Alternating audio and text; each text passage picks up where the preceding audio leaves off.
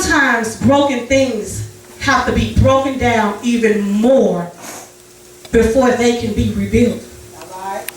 But having an eye for what things can be shows the beauty in the brokenness. Can we say amen? So many times we wonder, we ask God, why do we continue to have to go through when we're already to the ground? When we're already broken into pieces, why do we continuously have to add more things to it? But don't you know there's beauty in the broken pieces? All right. There's nothing wrong with having to get put on the potter's wheel. Amen? Amen. And get made over. Because there's beauty in the process. All right. I want you to ask yourself these questions, but I don't want you to answer them out loud. I want you to answer them to yourself. And I want you to be truthful with yourself on today. Are you broken? Do you realize that things about you in your situation that you want to change? Do you realize the attitudes or the circumstances that leave you shaking your head or wishing there was something more? Are you moved by the struggles that others recognize their needs to heal so that you can be a part of the healing process? Nehemiah knows what it's like to have a heartbreak and to be heartbroken for someone else's situation, not one of his own. So many times we are broken because of something else that's going on in our life. All right. But do you ever take the time to say, yes, Lord, I'll be broken for somebody else All right now. in their situation? He was a slave in a strange land, but he was had the king's attention. His job was whatever was served the king, he had to drink it. All right. So whatever somebody brought the king, he had to drink it first. All right. So that means if somebody poisoned the king, he was going to die instead of the king. I mean, that's the less job that you can have, because you're saying that you're worth nothing. That your life is not important. That you would drink and be that job that ain't $1,000 job or a week or $1,000, $100,000 job. You're putting your life on the line every day, but yet and still people thought he was nothing. All right. No relevance. And yet, when his brothers brought the news of their ancestral home, it's Nehemiah, the cupbearer, All right. who set in motion the actions that caused that change. It's that one who everybody looked down on because he's nobody but somebody who drinks before the king drinks. He's nobody but somebody that can die at any moment. He can be replaced, so what? But it's that person who set in motion the change. Nehemiah's brothers tells them that their home city, Jerusalem, had been destroyed and the walls that kept their enemies and wild animals out have been broken. All right. Their gates have been burned. And the people who still live there are humiliated, but they are also feared for their lives. All right. I know that you do, I don't know what you do when you hear bad news. But it says Nehemiah 1:4 that the cupbearer to the king, who would one day be the Israel's greatest prophet, that cupbearer that put his life on the line, will be Israel's greatest prophets. 5 things that he did. All right. One thing Nehemiah did, Nehemiah sat down. He stopped doing whatever he was doing. He didn't put what was going on hold in his city. Whatever he was doing right then, he stopped it. All right. He didn't go no further with the current situation that he was already doing before he had heard the news. I admit, when I hear bad news, I tend to get busier. I start to shake. My stomach started hurting. I started scratching my head. I don't know about you, but when I hear bad news, the first thing that comes to my mind is not to run to God always. The first thing run to my mind when I hear bad news, I run to Apostle Bolden. I heard this, or I run to somebody else. I heard this, or I heard that, or what should I do about this, or did you hear this? But the first thing that he did was basically stop doing all of the unnecessary present things and focusing on the problem itself. His city of Jerusalem is in ruins. 2, Nehemiah cried too often. When trouble strikes, when sadness happens, we try to cover it up. We try to tuck it away. We try to, like my favorite words used to be, I'm going to fake it till I make it. He didn't do all of that. We don't let ourselves process what is really going on. But here Nehemiah does not fake it till he makes it. He does not ignore the pain that is tearing his heart bubble out of his eyes and his mouth. The third thing he did, Nehemiah mourned. Now mourning is a little deeper than just crying.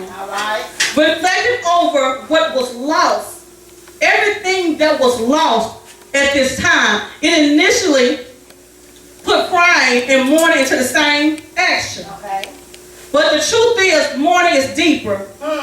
We cry when we stump our toe, but the mourn when we lose a loved one. It is just not a momentary pain, but a lasting loss. And while pain may cause momentary change in action, what or who we mourn can lead us to the altar and change. 4. Nehemiah fasted. He didn't fast to eat, but he fasted. We tend not to place such an emphasis on the spiritual discipline, but it is understood that a person fasting will focus absolutely on the problem and on God. The hunger forces them to concentrate absolutely on their situation and not God. It's a sacrifice to the church was employed as a way of making itself available to God and for God's voice to be ultimately heard and have the floor. And last but surely not least, 5. Nehemiah prayed. Now the prayer comes mixed with the mourning and the fasting. It does not come in isolation or deep space or disconnected from real life. It was the cry of Nehemiah's heart. Nehemiah didn't go before God playing with him. Nehemiah didn't go before God pity-patting with him. But Nehemiah cried out with the pain that was in his heart. Sometimes we got to know that we got to go to God. And with everything that is in us, we have to cry out to him. We have to mourn for the situation. In reading this, I do not see where Nehemiah ever asked God for a specific thing. What happens with the king when they talk? Nehemiah simply asked God for success in the conversation. He approached God and the creator of the universe and asked God's blessing in approaching the king and the king of the known world. He knew that if God ordained it, that the king would get it. He knew that if God was with him in the spirit and purpose, then the king would be too. So he knows that if he was connecting God and God was connecting him, that the king will understand before he even get there what he was coming to talk to him about. Amen. Nehemiah prayed. Let's be clear. Nehemiah was a body. He was a disposable cupbearer. The enemy to the king. He had no status. He had no power. He was replaceable. Sometimes we feel that way. We feel like the job we have is irrelevant. We have no place. We have no status. And let's be real, even in the church, we feel like if we don't hold a title, then it's okay if we miss. It's okay if we're not there because who am I? I just warm the seats. I just sit in the congregation. I have no title. I have no status. So what difference would I make? I just sit there broken anyway. So it doesn't matter if I just sit here and be quiet. Or it doesn't matter if I don't come at all. Because I'm just the cupbearer. I can be replaced. They can get someone else to sit in my seat. They can get someone else to do praise and worship. It doesn't matter. I'm just the cupbearer. But don't you know, but when his heart was broken, he turned to God. He didn't turn to a friend. He didn't turn to aunt. He didn't turn to uncle. He didn't turn to husband. He didn't turn to wife. But he turned to his Father. And that's what we have to know when things and trials and tribulations are going on. We can't turn to man, but we got to turn to the man, and that's God. He knew that God had promised a plan for his people. He didn't alter it that. And that God would faithfully see Nehemiah later said that God knew the plans he had for his people to prosper them and not to harm them, to give them hope and a future. Don't you know today, God has a purpose for your life. He has a plan for your life. He has a future that he's trying to get you to. But you got to be broken. That's it. There's beauty in the brokenness. All right. But you got to know that and get that in your heart. But Jeremiah understood that God's people don't always stay on the right track. That in narrow, that they always seek after God and the plans for good, for joy, for hope, for love, for purpose. Will be found in God's people sought after him with wholeheartedness. All right. Walking with God and having a relationship with God does not mean that you're always going to walk up straight. All right. It's not always mean that you're going to walk the straight and narrow. So don't ever, when you fall, let people keep you down. All right. Let them make you feel like, but since you messed up with God, or they think you messed up with God and you're out of his will, that you're not worth anything, that God can't make you over. There's nothing wrong with the brokenness. There's nothing wrong with getting put on a potter's wheel. Because you know that when things are broken and God put it back together, then it's put back together perfectly the way that he wants it to be. But that does not mean that you won't fall again. It just means that the next time you fall, you know who to go to this time. You know not to worry about what people say. You know not to worry about what family say, but you worry about what your God says. You worry about what he's telling you, what direction he's pointing you into. Amen?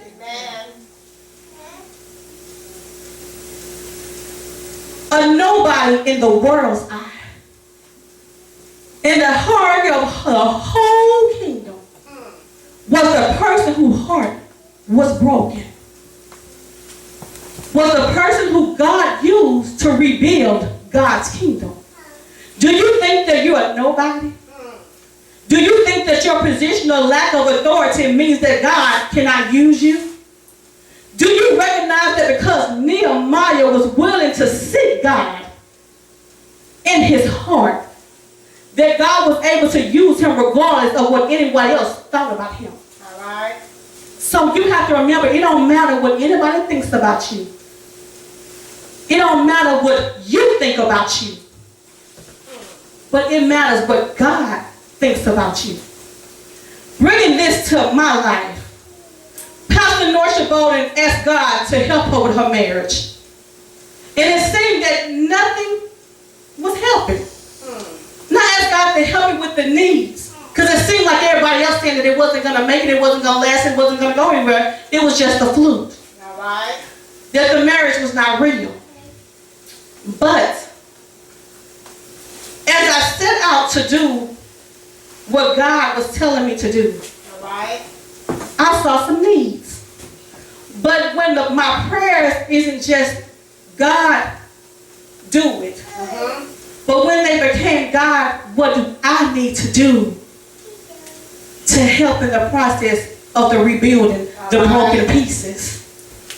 And when God told me just to take the small spaces and chances to get into his presence, the small opportunity to get into his presence and focus on him, that he had already dealt with the situation.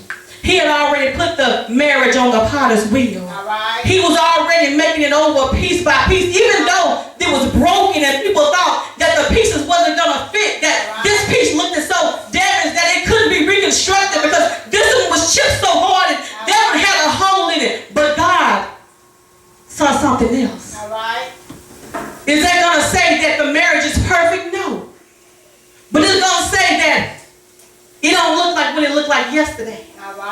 So that means God still has it on a potter's wheel. So when you fall down and God is studying putting you back together and you fall, it doesn't mean that he has stopped rebuilding you. It does not mean that he has stopped molding you. It just means he's still doing a work in process.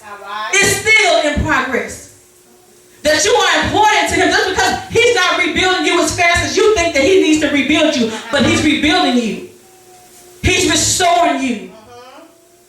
He's giving you time to see the greatness that he has placed within you and knowing that he's forever with you. There's nothing wrong with the brokenness of being on the potter's wheel. Amen. All right. We have to ask ourselves these questions so many times in life. Are we broken for something that even matters? All right. Are we seeing the homeless or the malnutrition and the lonely and the ostracized, wishing God for someone that would help them out of the situation?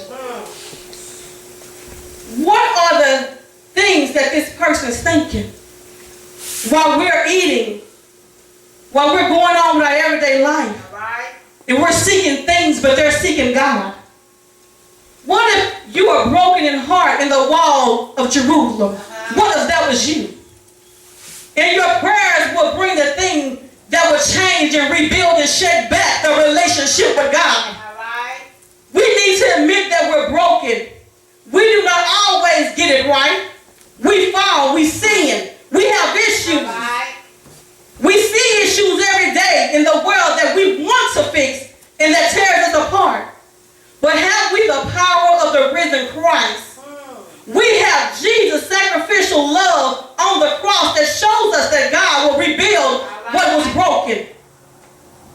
Whether your relationship with God or someone else, or you desire to make an injustice right, you have the tools before you to call on the kings of the kings, the one that's higher than anybody, the one that can do all things but fail, the maker of all things, and to say, you promised to watch over us. You promised to bring us back. And we need you right now, not tomorrow, but we need you right now. Right now.